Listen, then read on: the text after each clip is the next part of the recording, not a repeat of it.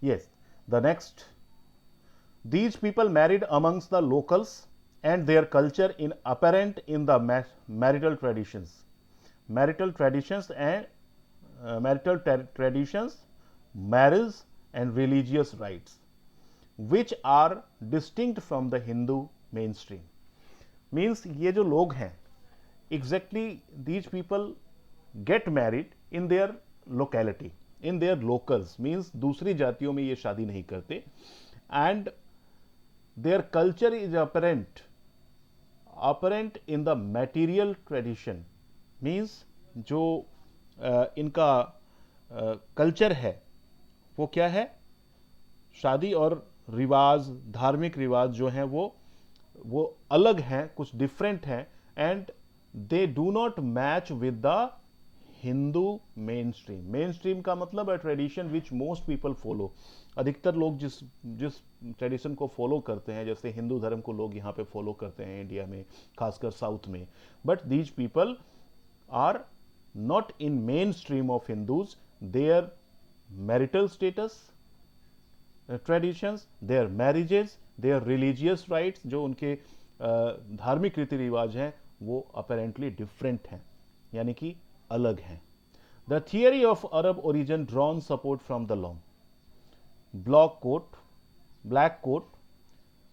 Yes, the theory of Arab origin draws support from the, यानी कि अगर ये अभी ऊपर बताया गया कि these people might be the descendants of what, Arabians or descendants of Arabian or Greek. So why they are Arabian? Because something is very common between Arab people and the people of Coorg. What is this?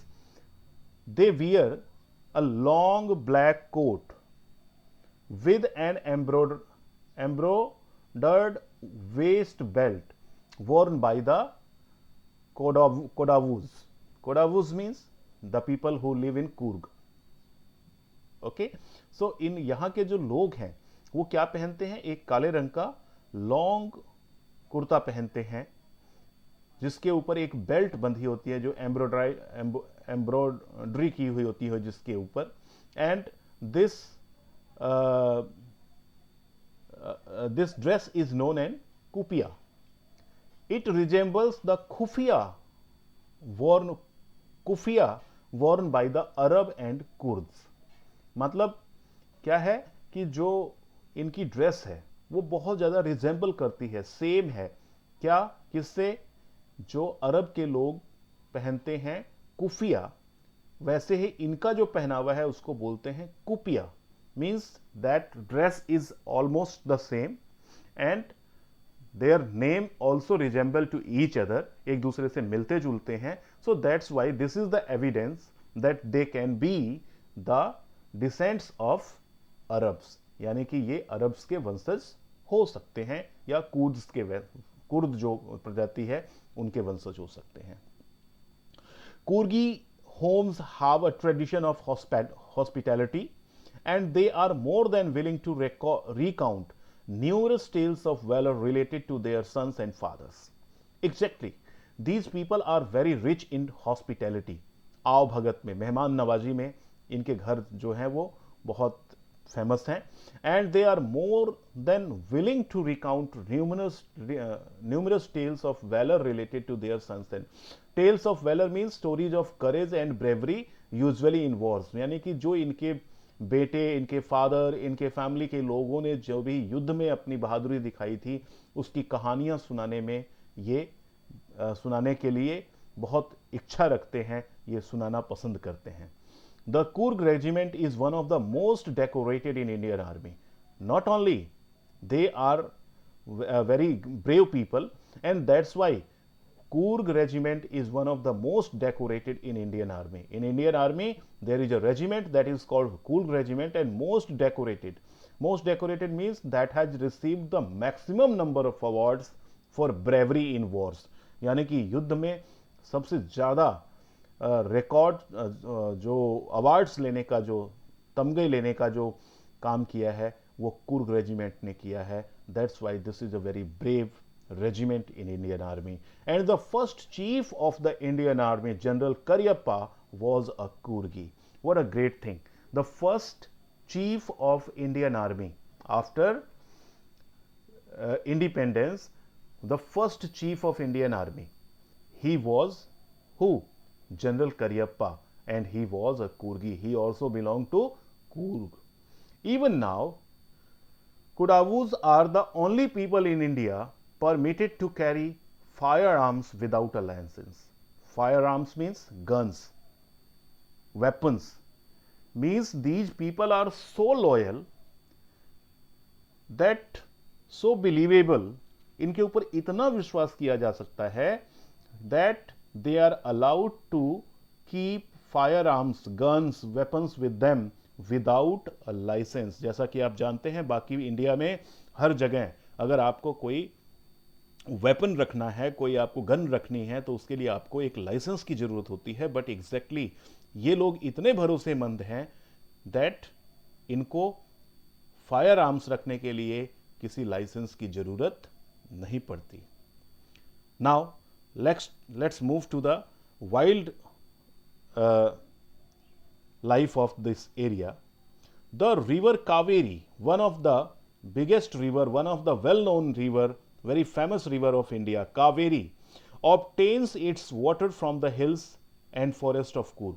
जो यहाँ इसका भी जो starting point है, जो इस आप ये कह सकते हैं कि जहाँ से कावेरी नदी का उद्गम स्थल है, that is also the forest and hills of Coorg.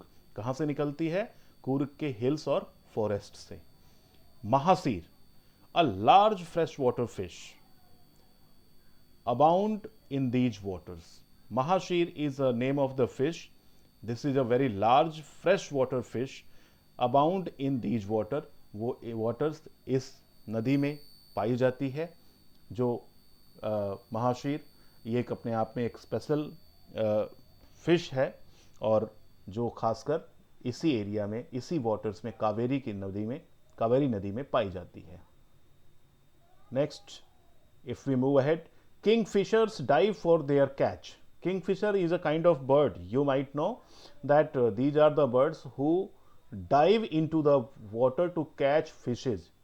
While they, you can see this is a very common thing that the bird kingfisher dive for their catch for the fish, while squirrels and langurs drop partially eaten fruits for the mischief of enjoying the splash and the ripple effect in the clear water. Means what kind of activities by the wild animals you can see here? Kingfisher dive for fish in this Kaveri river, and while squirrels जो गिलहरियां होती हैं and the langurs drop partially eaten, थोड़ा बहुत खा के फलों को, what they do? Mischief of enjoyment, यानी कि एंजॉयमेंट पाने के लिए एक बदमाशी करते हैं. They throw the half eaten food into the water to enjoy the splash, यानी कि जो पानी की छपाक की आवाज होती है उसको एंजॉय करने के लिए क्या करते हैं? आधा खाया हुआ फल या थोड़ा बहुत खाया हुआ फल यहाँ के लंगूर और गिलहरियां पानी में फेंकते हैं. And the ripple effect in the clear water. Ripple effect means water wave. जब आप पानी में कोई चीज गिराते हैं तो उससे वेव्स चारों तरफ एकदम निकलती हैं. तो उस चीज को एंजॉय करने के लिए यहाँ के जो लंगूर्स और स्क्वेरल्स हैं वो हाफ ईटन फ्रूट्स को क्या करते हैं? पानी में फेंकते हैं ताकि वो एंजॉय कर सकें. Elephants enjoy being bathed and scrubbed in the river by there